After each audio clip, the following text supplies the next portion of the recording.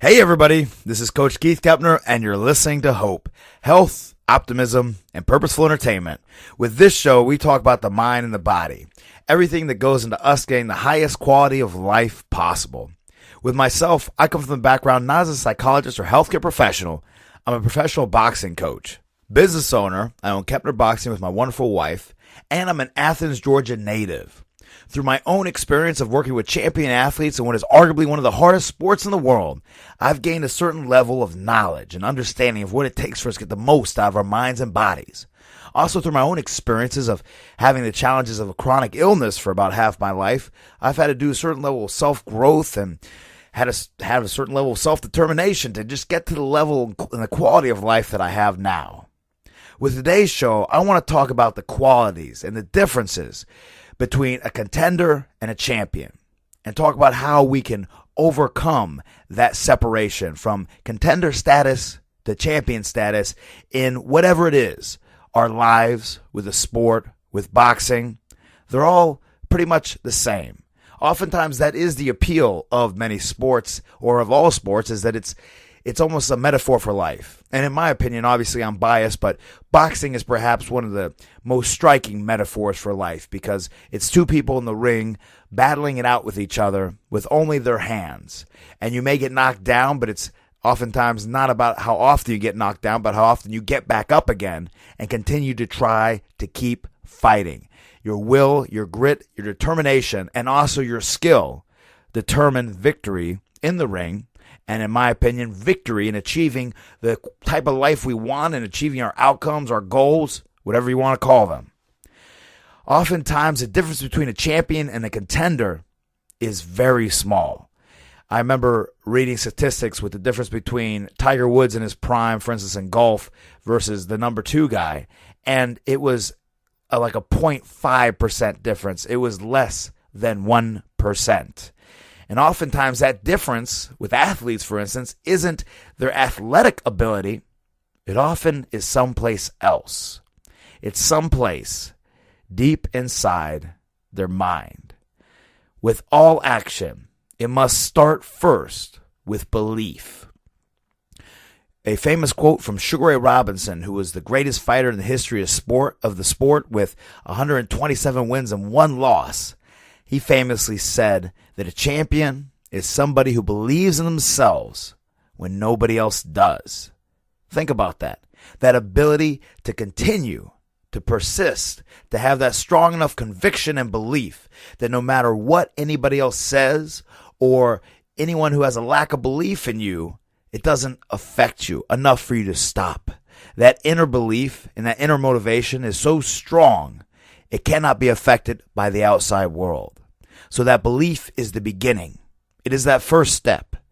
And like the famous quote says, a journey of 1,000 miles begins with a single step. That thought in your mind is that first step. Now, you must remember that when you get that belief, or really just that inspiration first, just that first firing off in your brain of what it is you want and what it is you want to become and what it is you want to achieve in life and sport, it doesn't matter. You must be wary of the law of diminishing intent. What does this mean? It means that when you get inspired, when you get all juiced up and pumped to do something and work at something, if you put it off, you're going to increase the likelihood of you not even taking that first step of 1,000 miles. The longer you wait to take any form of action with that belief and that thought that you initially have, the more you are burying your dreams, you are putting dirt on top of your dreams, the more you wait, the more you put off to just finally commit yourself to burn the bridges, to burn the boats, and take the island.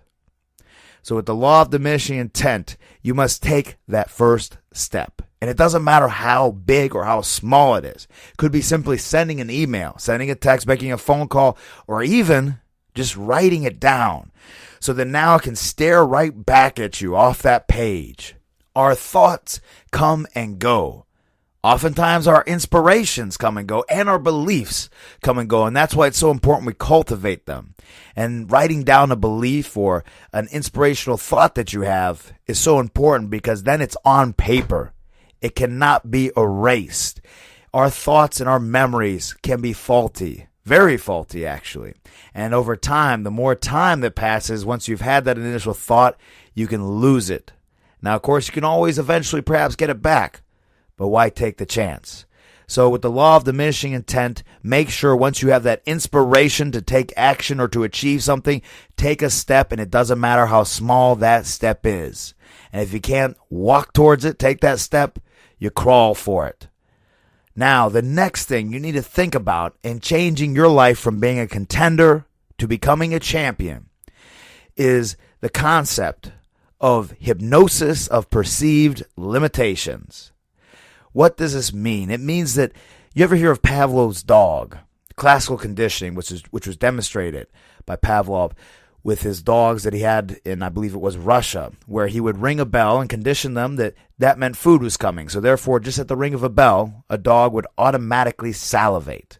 This is classical conditioning, and we are all classically conditioned in our lives to act a certain way and also believe in certain limitations. That's why I call this hypnosis of perceived limitations. Because, for instance, my father, who's a clinical psychologist and a PhD in neuroscience, he's done a lot of hypnosis. He's even done stage hypnotism, which is a fun thing that was an endeavor he did. And you can convince somebody through hypnosis that a piece of paper weighs 1,000 pounds and a big, strong weightlifter can't lift it up. Or you could even, conversely, convince someone who isn't that strong that a weight isn't that heavy and they can lift it. We all have heard of harrowing feats of perhaps the old woman that can lift a car up off her grandchild or off her child, and she's never lifted anything more than 20 or 30 pounds in her life. She was capable of it, but she had a hypnosis of her own perceived limitations. Apparently, with baby elephants, oftentimes in other parts of the world, they'll tie them up to little saplings. And the elephant will pull on that little tree. And because the elephant is little, it can't pull out the little tree. And so it will fight and tug and do everything it can to pull away from it. But obviously, it's not strong enough yet to do that. So then it gives up. Then as the elephant grows up and becomes this huge, massive, enormous, beautiful animal of power and strength that can tear down through walls, it still believes that when it gets tied to a little tiny sapling, it can't break free because of the elephant's own hypnosis of its own perceived limitations. So you must think with yourself, where are your perceived limitations? When you have that first initial belief and that first inspiration, automatically you get those thoughts, I can't do it. Oftentimes you think about ways it won't work out, or people close to you will tell you how it will never work out. But it's like the famous Henry Ford said, if you think you can or you think you can't, you're probably right. Very true statement. I've seen so many people, for instance, with boxing, who, when they thought they could do something, they do a lot more than when they let themselves get hypnotized by their own beliefs. For instance, I remember working with one specific fighter. I only trained them for 2 fights. Their first fight, they fought somebody who had 4 fights, which can sometimes be an uphill battle. But it was the only fight we could get, so we took it. And as the coach, I made the determination not to tell them because I knew this individual well enough that I knew it would psych them out.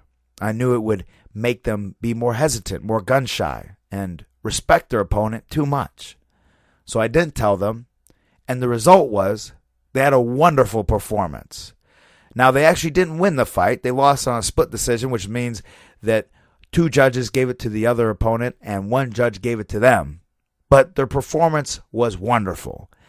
Everything you could want from a first fight outside of a win. Now, the next fight they had, they were fighting somebody that they already knew was good. And this person, really honestly, they're good, but they're not that great. It's someone that they could have hung with. It's someone that they could have possibly inked out a decision over, or at least had a super close fight with, or a very competitive fight at the very least. But because this fighter knew this person and had a certain perception of who they were and how capable they were as a boxer, my boxer froze up and crumpled and really overreacted to everything and was defeated before they even stepped up in the ring. And the result was that they lost.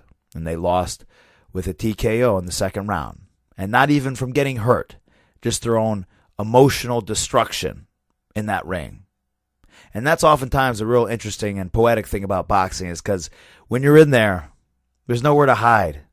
And there's no excuses you can make either. It's just you. And if it doesn't work out, you only have you to blame. And if it works out, you oftentimes only have you to give that recognition to. So I've seen fighters fooled into wins, and I've seen honesty bring them to crushing defeat. Now, and think about this too, with, if you ever heard of Mike Tyson. Of course you have, right? But he was one of the most feared heavyweight champions in the history of sport. Part of his climb to the top was his opponents would crumble before they even got hit because they knew what was coming. And because of that expectation, they started to not believe in themselves and started to question themselves. Is this guy going to knock me out? And like any fighter will tell you, if you start thinking like that before you get up in the ring, am I going to get knocked out? You are largely increasing that likelihood. So with whatever goal it is or an outcome that you're working towards in your life, and whoever it is that you want to become in order to become a champion in your life, don't be focused on what won't work out.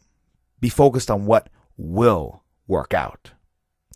Another concept that I'm going to give to you that to me separates a contender from a champion, and it's how you can become a champion if you are a contender, is act as if it is possible and act as if you are possible.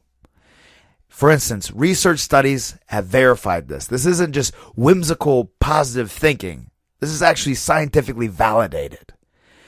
There is a couple research studies that have shown that people, when asked to act like they're a fighter pilot, their eyesight sharpens and increases from zero practice, just simply acting as if and adorning the uniform of a fighter pilot. Their visual abilities increase. Pretty phenomenal, huh? Just in that moment. And that's where oftentimes everything can change within a moment. When change happens within our lives, when we finally create that resolution and we cut off any other option besides to win, that's when we truly achieve things, and it's in that simple second in time. Now, a lot of times people say it took years for them to change, but really it was years of building up to that single moment. There was a make or break time where you either do it or you don't. And then in other research studies, they've shown that acting as if created so that older folks who acted as if it was 1950s and they lived in a house in an environment where everything was recreated to be as if it was 1950s, a lot of their health conditions decreased. They felt more alive. Their energy levels went up. They became more clear. A lot of their pain diminished from simply acting as if. So now how can you use this act as if principle to go from being a contender to becoming a champion? With the act as if, to be clear, it's not fake it till you make it. If all you do is fake it in the preparation phase, then you will not ever eventually make it. The act as if principle works if you focus it on your preparation. If you train like a champion, you'll become a champion. If you do your work like the highest earners in your field, then you will become that. But if you simply walk around with an ego and act like you are a world champion or act like you are the greatest thing since sliced bread, that will not get you to where you want to be. You must do the processes like the best do. Now, while you're doing these processes, it's important to think about and be aware of how you talk to yourself. What is your self-talk? Are you in a verbally abusive relationship with yourself? A lot of us are. I've been close to many people in my life that when they mess something up or when things don't go their way, they automatically blame. They blame other people, but some people, they automatically blame themselves and beat themselves down. And it's just as if you were in a relationship with someone who, whenever something didn't go right, whenever the car had a flat tire, yelled and screamed at you and told you were the worst person ever. These people do that to themselves. And through my experience, I've seen that most of us do this to ourselves now and again and in certain situations. I know I've struggled with this. You mess something up and you say, I'm so stupid. Or you don't do something right and you criticize yourself. Don't be in an abusive relationship with yourself. At the end of the day, it is only you. You are the only person you have control over, absolute control over. You can't control other people. And when everything comes down to the wire, you are the only person that you can depend upon. So therefore, don't have an inner war within yourself. Be aware of your own self-talk. If you notice yourself saying little negative things to yourself and having those automatic negative thoughts that I've talked about in previous shows, ants, crush them. Leave them. They don't serve you anymore. Now, to be clear, don't BS yourself. When something doesn't work out or when you neglected to do something that was an obligation you had, I've done that plenty of times, you must recognize that you messed up, that you have to get back on track, and that you don't need to ever do that again. But calling yourself lazy, calling yourself a loser, saying to yourself that you're stupid or you're not worthy is not accurate. Now, for instance, with you're not worthy, you can say, I didn't do the work to earn that type of reward I was looking for.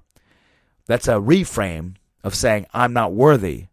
And it's a lot more accurate statement than simply stating that universal I'm not worthy.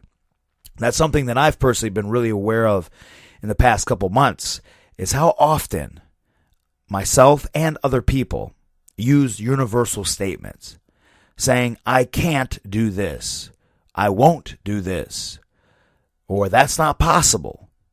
Those statements are not accurate 99.9% of the time. For instance, like I've mentioned in previous shows, if you simply put yet on the end of a statement like I can't, you actually make it more true. If you say I can't do that yet, then that is an accurate statement. Because with some work, with some will, and with some constant and consistent work, you perhaps could do it. The next thing you need to consider in your course from going from being a contender to becoming a champion is to get some role models. Get some people to look up to and get some people to mimic the things that they did right. People who have become a champion in life or in sport, they have certain things that they did that got them where they are. Read what they read. Watch what they watched. Practice like they practiced, like I talked about earlier. Talk like they talk. And move around like they move, and therefore you will think as they think. If you don't want to be, for instance, overweight in your life, you need to stop doing the things that overweight people do. Spending hours in front of the television, eating mindlessly, perhaps keeping a lot of sweets in your cupboard or in your freezer. These things that people do that you don't want to be like, be aware of your activities that you have in common with them and eliminate them. Don't read what negative people or people who are jaded by life read unless you want to be that. And if you want to be that, that's your own choice, and I can't tell you what to do. But if you want to have a life of fulfillment, a life where you get to the next level, then you must mimic and model the people who have already gotten there and mimic the things that they did. Now, it's important when you pick some people to model. I recommend picking about 2 people that are where you want to be and whatever it is that you're trying to achieve with your life and whoever it is that you're trying to become, or the closest thing to what it is you're trying to become. Is make sure when you pick those couple people to model, make sure it's somebody that got to where they are through hard work and not dumb luck.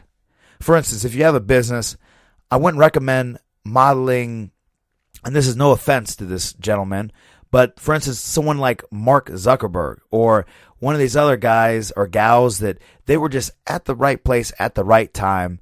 And if you, for instance, if you're in college and you sit in your dorm room and you try to create some type of thing on your computer, yes, there is a very, very, very, very, very small percent chance that, yes, you definitely could become the next Mark Zuckerberg. And I don't want to down on your possibility to do that. But the likelihood is pretty small. If you want to be good at sports, for instance, or let's say good at boxing, and all you do is mimic Muhammad Ali, I've seen this plenty of times, you will not get to the same level as Muhammad Ali. Now, you can take certain traits from him, and I'm sure you can take certain traits from Mark Zuckerberg and learn from them and mimic those things and achieve certain levels of success. But if you try to, for instance, with boxing, model yourself off of Muhammad Ali, I've seen it happen, and I've seen it never work out. Because how many Muhammad Alis are there out there? Besides the one that we all know, zero. And believe me, people have tried.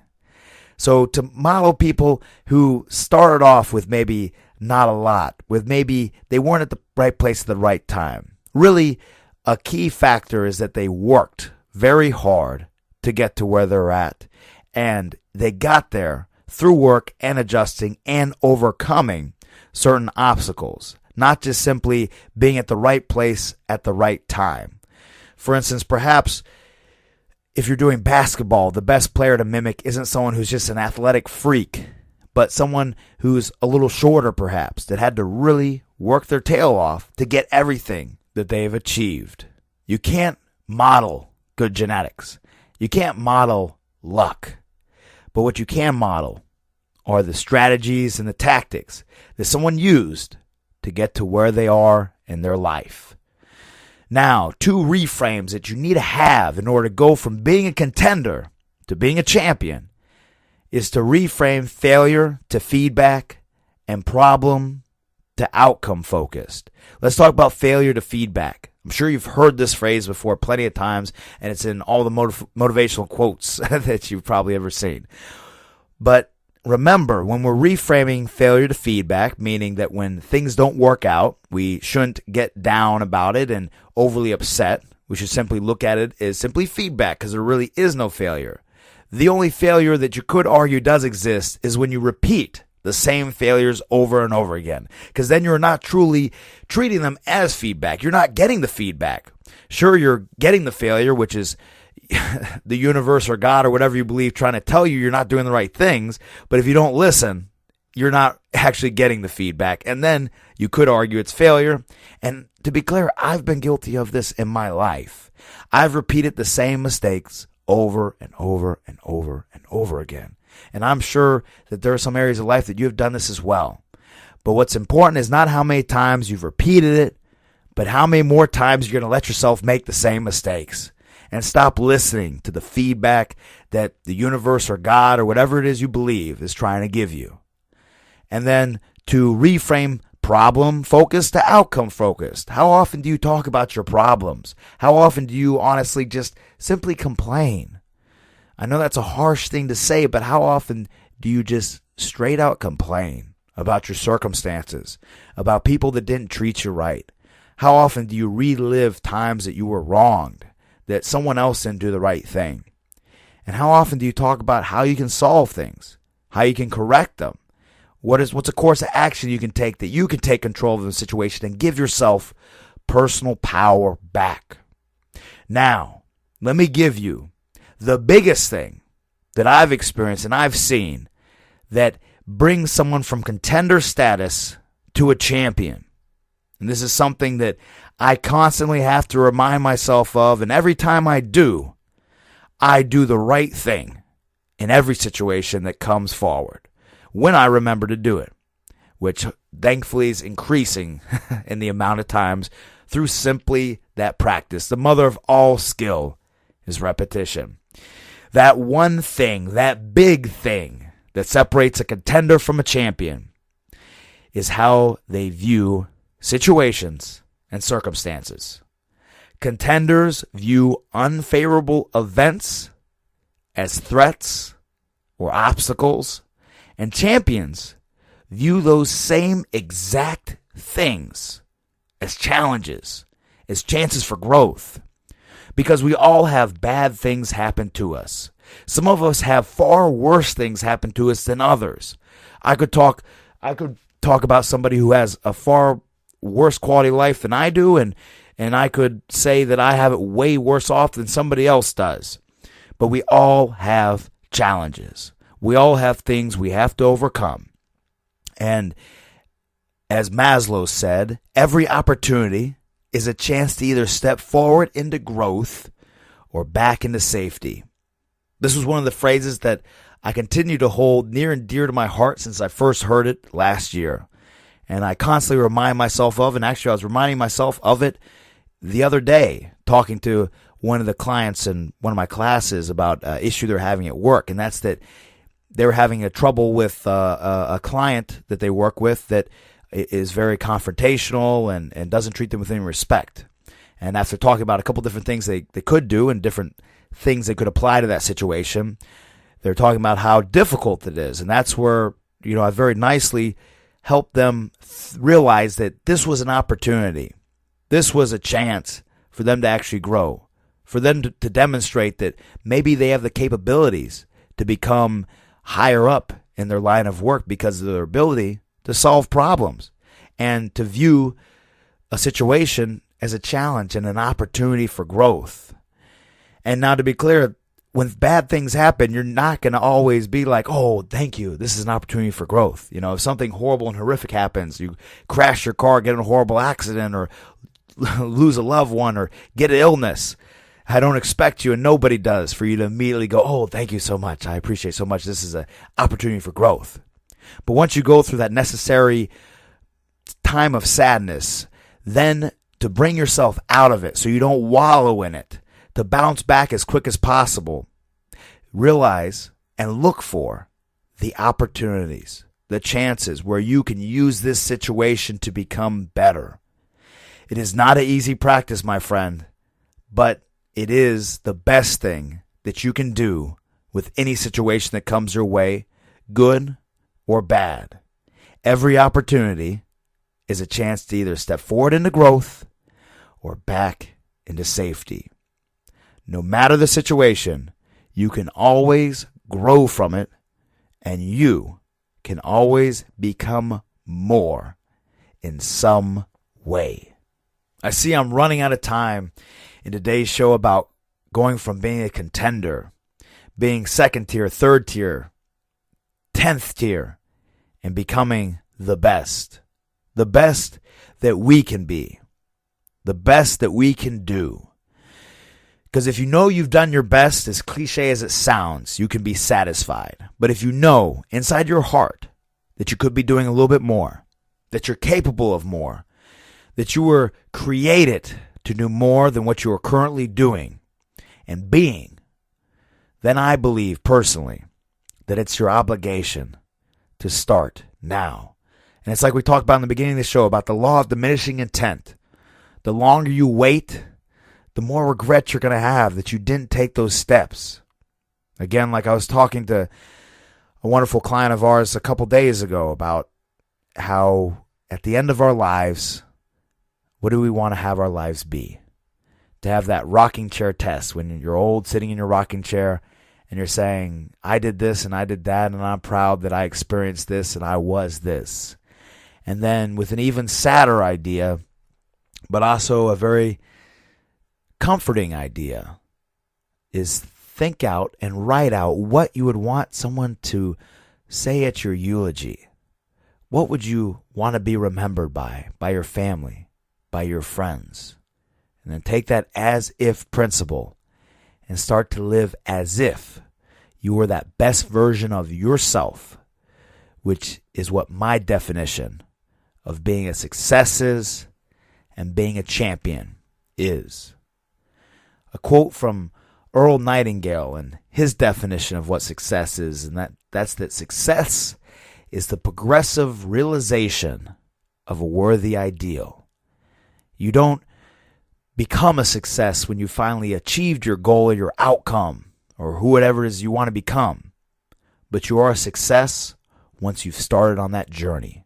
Once you've taken that first step of 1,000 miles and created momentum and created impact in your life, and you start to influence everyone around you in a positive way, then you'll become a champion. This is Coach Keith Keppner saying thank you for listening.